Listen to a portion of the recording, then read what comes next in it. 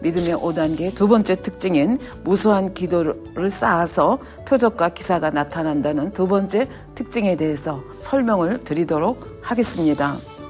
믿음의 5단계, 온영의 단계가 돼서 굵고 맑고 진한 향의 그런 기도를 올려드리게 되면 그것이 하나님께서 원하시는 분량에 도달을 하게 되면 하나님께서 하늘을 활짝 여시고 하나님의 능력을 우리에게 입혀주신다. 이렇게 말씀을 드릴 수가 있겠습니다.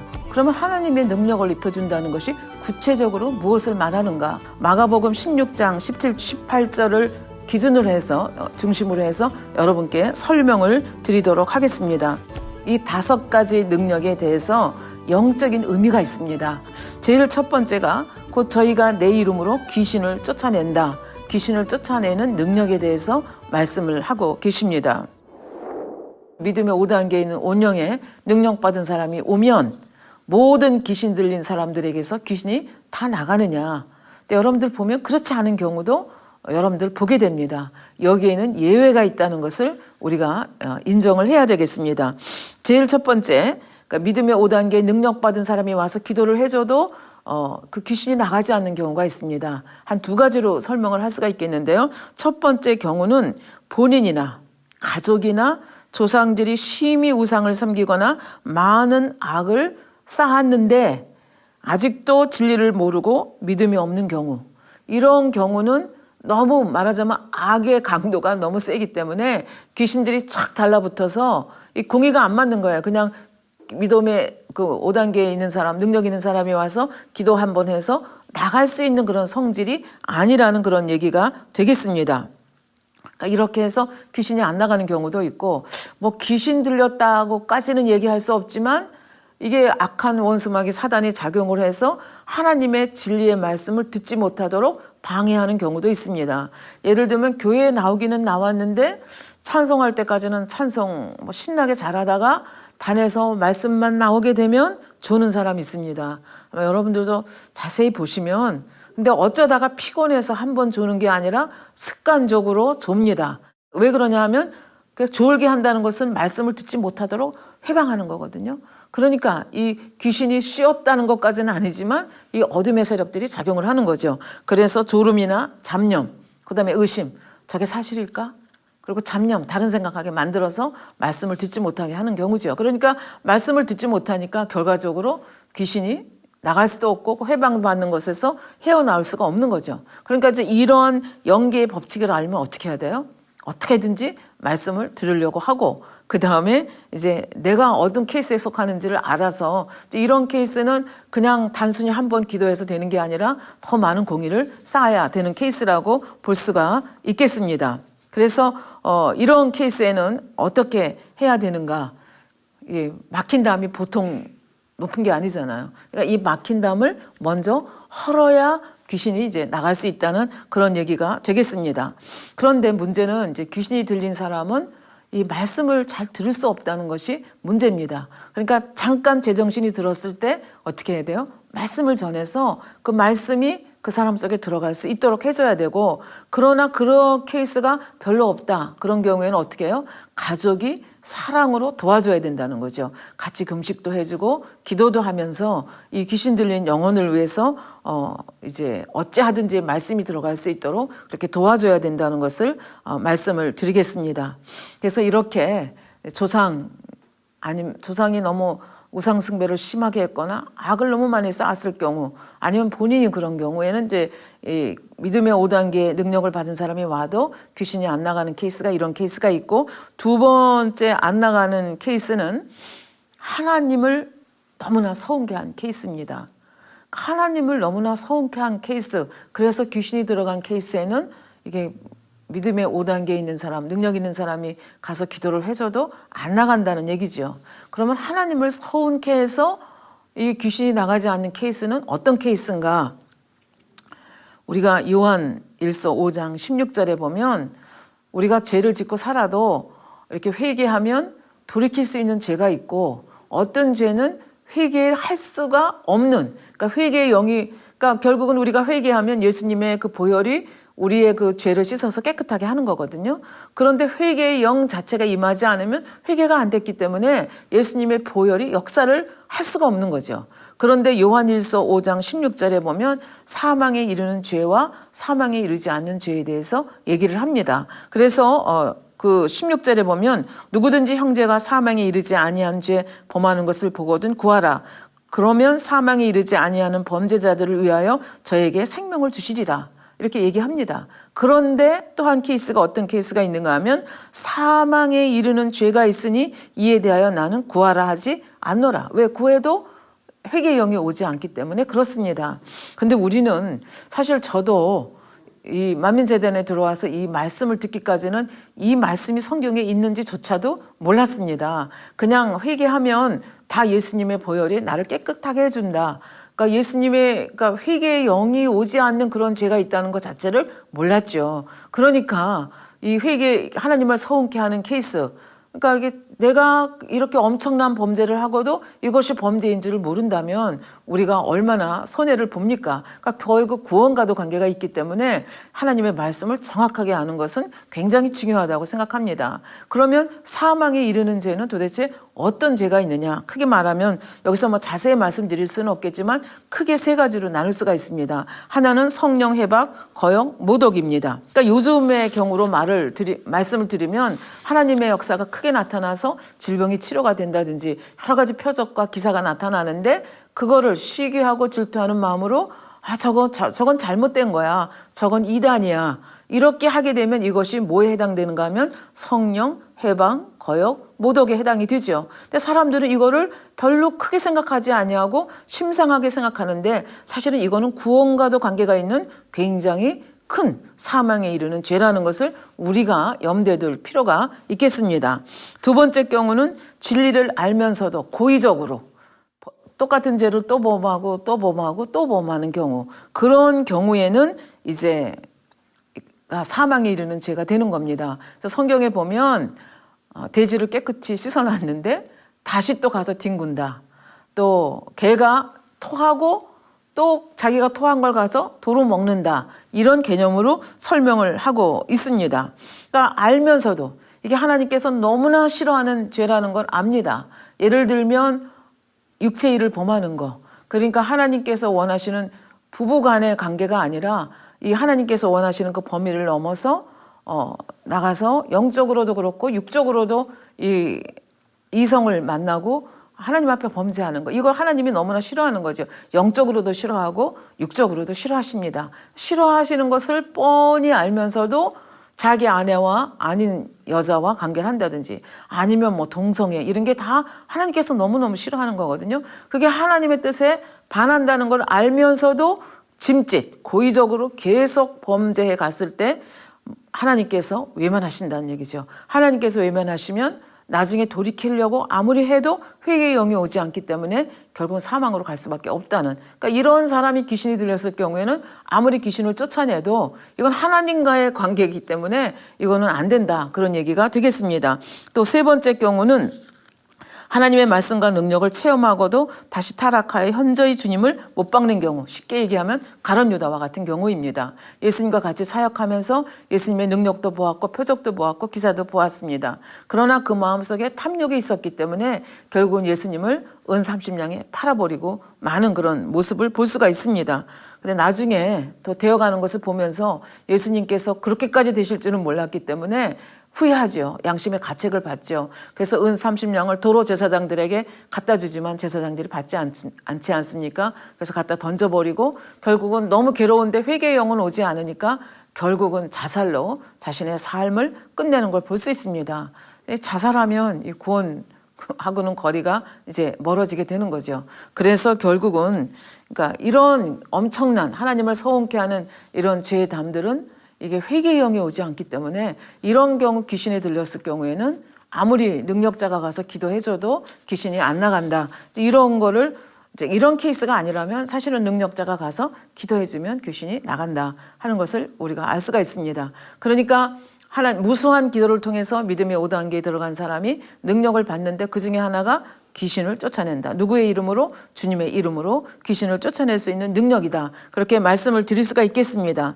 두 번째는 새 방언을 말한다 했습니다. 이 방언 그러면 이제 굉장히 현대 교회에서는 이 방언에 대해서 잘못 알고 있는 케이스가 많은데요. 그것에 대해서는 조금 이따 제가 부연해서 설명을 드리고요.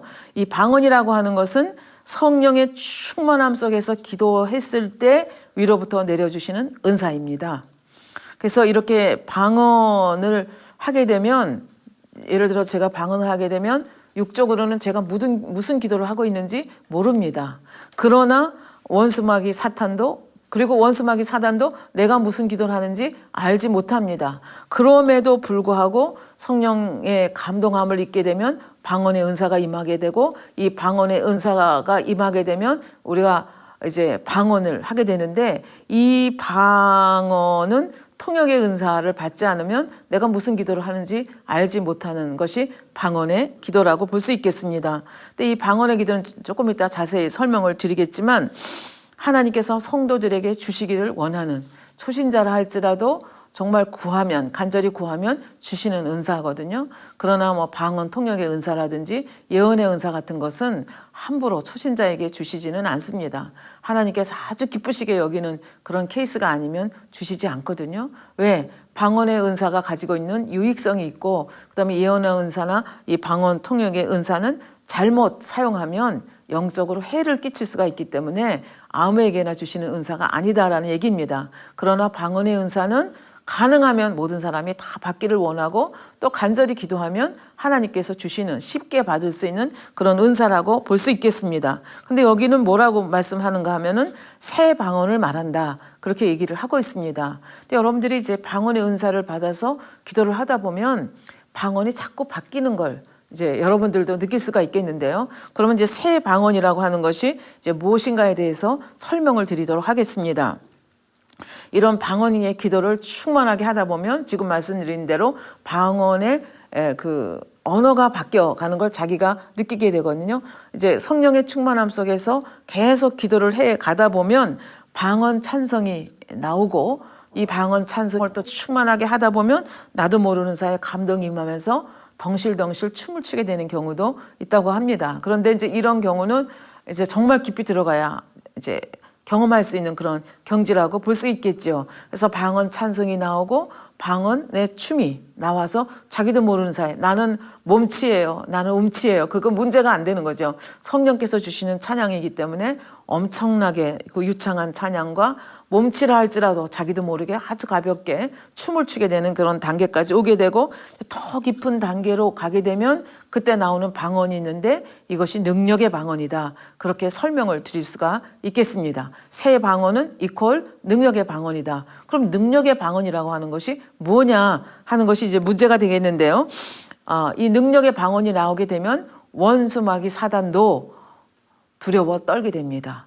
그래서 능력의 방언을 하는 사람들은 어떤 이점이 있는가? 예를 들면 길을 가다가 강도가 와서 나한테 칼을 들면서 뭐 지갑 내라 그런다. 근데 이제 제가 능력자라고, 그리고 믿음의 5단계에 들어와 있고 능력자라고 하면, 이때 내가 방언을 하게 되면 그 방언이 바로 능력의 방언이 되고 새 방언이 되는 겁니다. 그러니까 이 능력의 방언을 들으면 원수마귀 사단이 두려워 떤다고 하지 않았습니까? 그러니까 이 강도에게 역사하던 원수마귀 사단이 두려워 떨고 떠나가게 되니까 갑자기 이 강도가 칼을 내려놓고 순한 양처럼 된다든지, 아니면 갑자기 도망을 가게 되는 이제 그런 일이 있게 되지요. 그러면서 강도로부터 나를 보호할 수 있는 이제 이런 일들이 있을 수 있다는 얘기가 됩니다.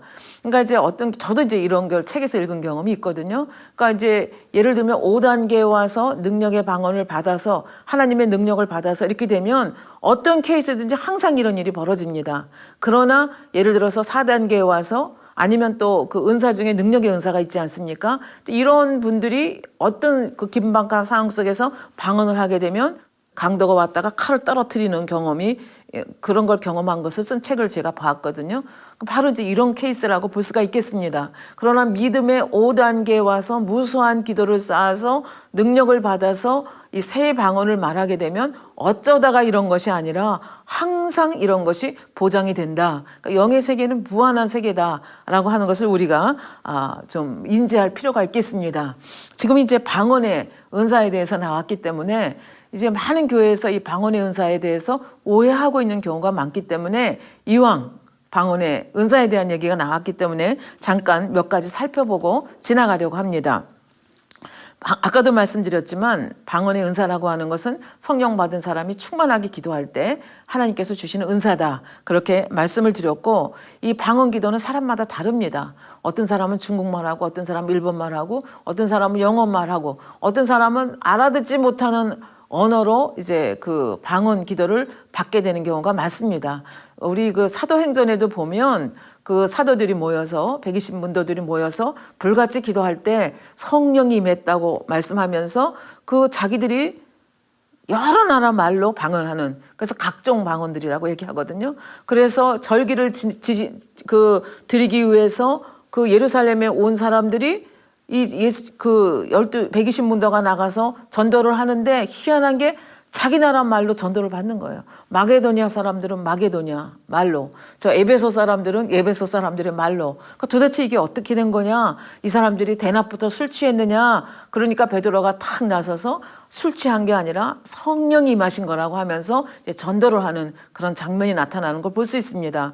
그러니까 지금도 가끔 정말 내가 알지 못하는 어떤 곳에 가서 어느 그 나라 사람들에게, 그 지역 사람들에게 이렇게 복음을 전해야 되는데 이 하나님의 은사가 임해서 자기도 하지 못하는 언어로 설교를 하는데 청중들이 알아듣는 이제 그런 일들이 지금도 일어나는 경우가 있습니다. 그러나 이제 지금은 이제 뭐 여러 나라 말을 할 수 있고 책자도 있기 때문에 그런 은사는 이제 쉽게 나타나지는 않지만 이제 경우에 따라서 필요한 경우에는 지금도 그렇게 역사하는 경우가 있다는 것을 우리는 알 수가 있습니다. 그리고 아까도 말씀드렸지만 방언을 계속 하다 보면 깊숙이 들어가게 되면 방언의 언어가 자꾸 바뀌어 들어가면서 영적으로 깊은 단계에 들어간다 하는 것을 우리가 알 수가 있겠고요. 그런데 하나님께서는 누구나 성령 받은 사람이라면 이 방언의 은사를 받기를 원하거든요. 그런데 방언의 은사를 받으려고 해도 잘 못 받는 사람들이 있습니다. 그러니까 어떤 사람들인가 하면은 내성적이어서 부끄러움을 타고, 그 다음에 이제 크게 소리내서 이제 기도를 해야 되는데 그게 습관이 안 되면 옆에 사람들이 내 기도를 들으면 어떡하지? 그래서 굉장히 내성적이고 부끄러움을 타는 사람들은 이제 성령의 은사를 조금 어렵게 받는 경우가 있기는 하지만, 그러나 이제 뭐 기도 모임에서 도움을 받는다든지 아니면 혼자 기도할 때라도 간절히 이 방언의 은사를 받기를 원하면 하나님께서 누구나 받기를 원하시는 이 은사이기 때문에 주신다는 얘기죠. 저도 이제 이 방언의 은사를 어떻게 받았는가 하면, 저도 이 방언의 은사가 성경에 쓰여진 거는 알았지만 뭐 현재 우리도 방언을 해야 되는지는 잘 몰랐습니다. 근데 어떤 모임을 통해서 사도행전에 대한 말씀을 들었고, 하나님께서는 지금도 우리가 방언 받기를 원하고 방언에 많은 유익성이 있다는 이야기를 들었는데, 그럼에도 불구하고 내가 방언을 해야 되겠다 그런 생각은 아직 못하고 있었을 때입니다. 그런데 제가 이제 여차저차 해서 이제 미국으로 유학을 가서 이제 신학을 공부를 하게 됐습니다. 근데 가서 보니까 영어도 잘 안 들리고, 이게 와서 뭐 공부를 좀 잘해야 되는데 굉장히 마음에 부담이 많았습니다. 그래서 굉장히 마음이 간절해졌습니다. 그래서 그날 수업을 끝마치고 숙소로 돌아와서 침대 머리에 이렇게 두 손을 모으고 하나님께 기도하다가 이제 그 옛날에 들었던 방언 기도에 대한 말씀이 생각이 나서, 아버지 성경에 이렇게 쓰여져 있다고 하고 이 방언 기도는 아버지께서도 원하시는 이 은사를 주기 원하시는 그런 은사라고 하는데 저도 받기를 원해요. 그리고 간절히 소리내서 기도하는데 어느 순간 혀가 확 돌아가면서 막 이상한 언어가 나오더라고요.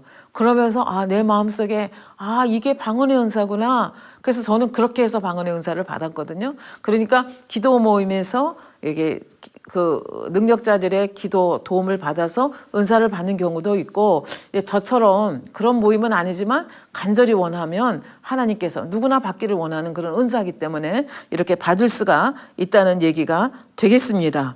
그래서 이 방언 은사는 아까도 말씀드렸지만 예언의 은사나 뭐 통역의 방언 통역의 은사하고는 달리 모든 사람이 받기를 원하신다는 거죠. 그래서 이 방언 기도를 이제 모든 사람이 다 받기를 원하는데, 저도 이 방언에 대해서 오해를 했다고 말씀드렸잖아요. 그러니까 현대에는 우리가 방언 기도를 할 필요가 있는가? 이제 이런 생각을 했고, 또 이 방언 기도에 대해서 오해를 하게 되는 그 근본적인 이유가 뭐냐면, 이제 성경 속에 보면 꼭 방언을 하는 것을 권장하지 않는 것처럼 보이는 그런 기절이 있기 때문에 그렇습니다. 이제 그런 거, 이거는 이제 어떻게 보면 이제 오해라고 볼 수가 있는데, 그 부분에 대해서 잠깐 설명을 드리고, 왜 방언을 해야 되는지, 방언을 하면 어떤 유익이 있는지에 대해서 또 설명을 드리도록 하겠습니다. 고린도전서 14장 13절에 보면 이런 말씀이 있습니다. 그러므로 방언을 말하는 자는 통역하기를 기도할지니. 이 말씀만 들으면 그러면 나는 방언을 하는데 이 방언 통역을 구해야 되나? 물론 구해서 할 수 있으면 좋겠지만, 이거는 이제 앞뒤 전후 관계를 보면 사랑을 따라 구하라고 되어 있거든요. 그러니까 내가 방언을 하니까 꼭 통역을 구해야 된다, 이거는 아니라는 것을 말씀을 드릴 수가 있겠고요. 또 내가 만일 방언으로 기도하면 나의 영이 기도하거니와 나의 마음은 열매를 맺지 못하니라. 열매를 맺지 못하는데 왜 방언을 해야 되나? 도대체 이것은 무슨 말씀인가? 이 말씀을 오해해서 나의 방언으로 기도하면 나의 영이 기도하거니와 나의 마음은 열매를 맺지 못한다고 하는데, 구태여 방언을 해야 되나? 이걸 잘못 해석해서 오해해서 방언하면 잘못됐다, 뭐 이렇게 하는 경우가 있다는 얘기죠. 그러면 도대체 이게 무슨 뜻이냐 하는 것을 이제 지금부터 말씀을 드리도록 하겠습니다. 우리가 육체의 일을 버려야 되고 육신의 일을 버려야 된다, 이런 말씀을 믿음의 단계를 설명하면서 말씀을 드렸습니다. 근데 이 육신의 일을 버리기 위해서는 기도를 많이 해야 됩니다. 근데 기도를 많이 하고 싶은데, 이 기도를 많이 하기 위해서 필요한 게 뭐냐면 방언입니다.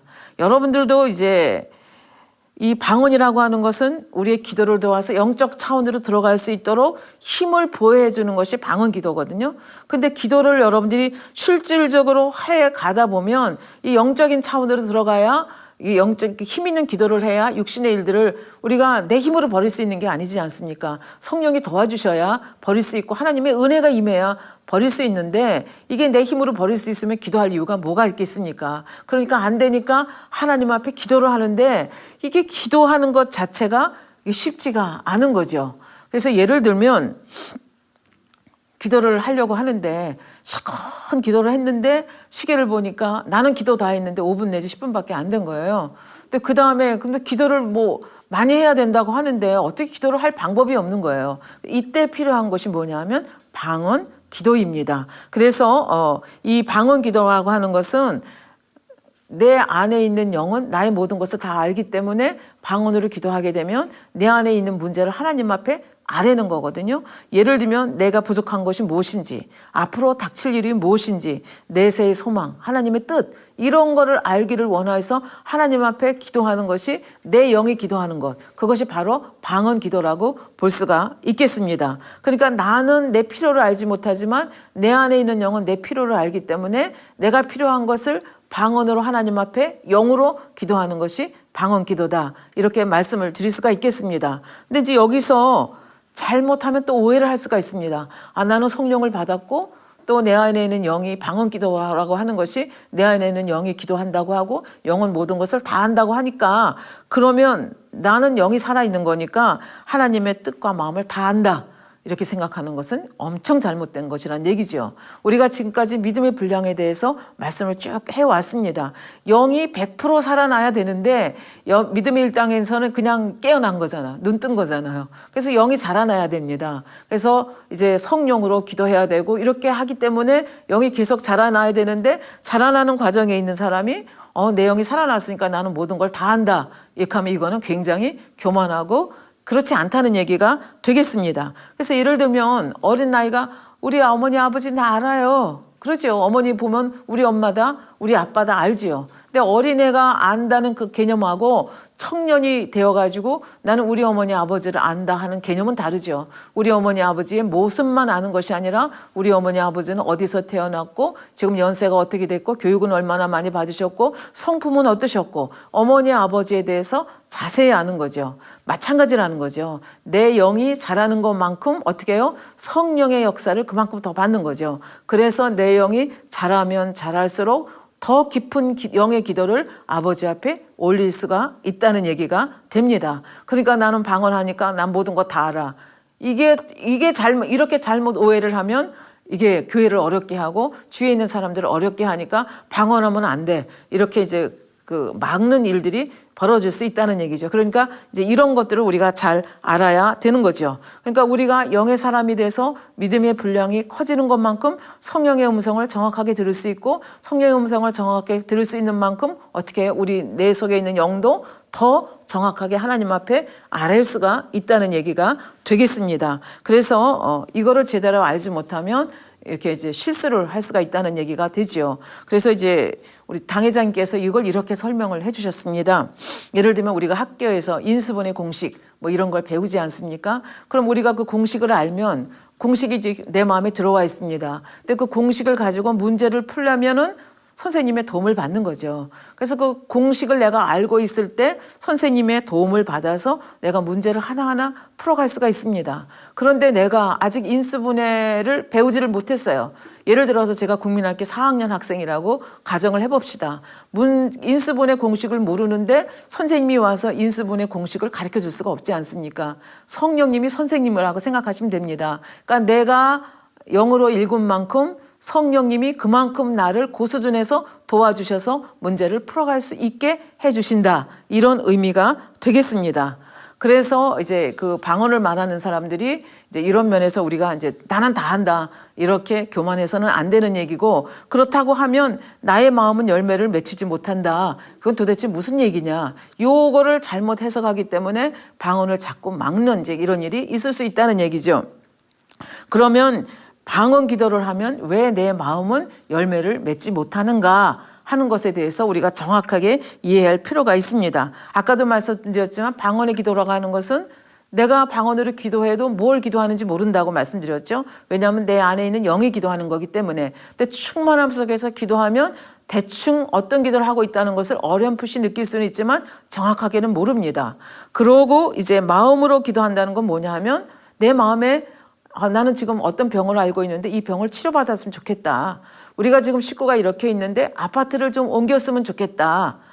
아니면은 예를 들어서 현실적으로 사업터에 이런 문제가 있는데 이런 문제를 해결됐으면 좋겠다. 이거는 내가 생각하면서 내 마음의 기도라고 하는 건 바로 이런 기도를 얘기하거든요. 그러니까 영의 기도는 내 영의 발전을 위해서 내 영혼이 잘 되도록 하는 기도예요. 그러니까 현실적으로 내가 지금 끼니가 없어서 밥을 아버지 앞에 구하는 거, 사업터에 문제가 있어서 구하는 거하고는 영의 기도하고는 관계가 없다는 얘기죠. 그러니까 마음의 기도는 뭐냐면 바로 이러한 문제들을 내가 가지고 내가 원하는 것들, 내 마음에 있는 것들을 구하는 것이 마음의 기도고 영의 기도는 내 영혼이 잘 되도록 기도하는 것이 영의 기도거든요. 이게 이제 방언 기도입니다. 그러니까 방언 기도로 구하는 거하고 내 마음의 그 기도로 구하는 거하고는 차원이 다르다. 이거를 우리가 이제 먼저 마음속에 그려야 되겠습니다.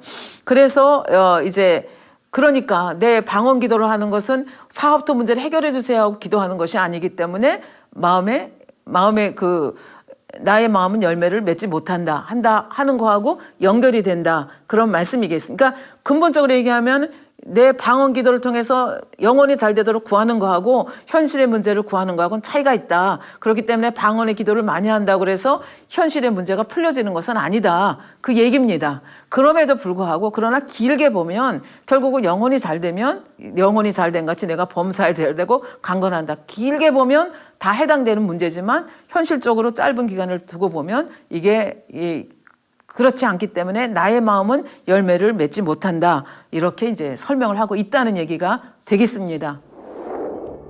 방언 기도는 왜 그렇게 하나님께서 모든 사람이 방언 기도를 하기를 원하시는지, 도대체 어떤 유익성이 있기 때문에 하나님이 모든 사람, 초신자들이라 할지라도 이 은사를 받기를 원하시는지에 대해서 말씀을 드리도록 하겠습니다. 첫 번째는 우선 기도를 도와서 영의 사람이 되도록 도와준다는 겁니다. 두 번째는 우리의 육의 부족함을 도와준다는 얘기가 되겠습니다. 세 번째는 영적인 눈을 뜨게 하고 충만함을 주며 육체를 깨끗게 한다. 또 하나 방언 기도의 유익성이 뭐냐 하면 앞으로 닥칠 일을 알 수 있게 하시는 것입니다. 그 다음에 내사의 소망과 믿음을 충만케 한다. 세 번째 그 능력이 뱀을 짚는다는 능력입니다.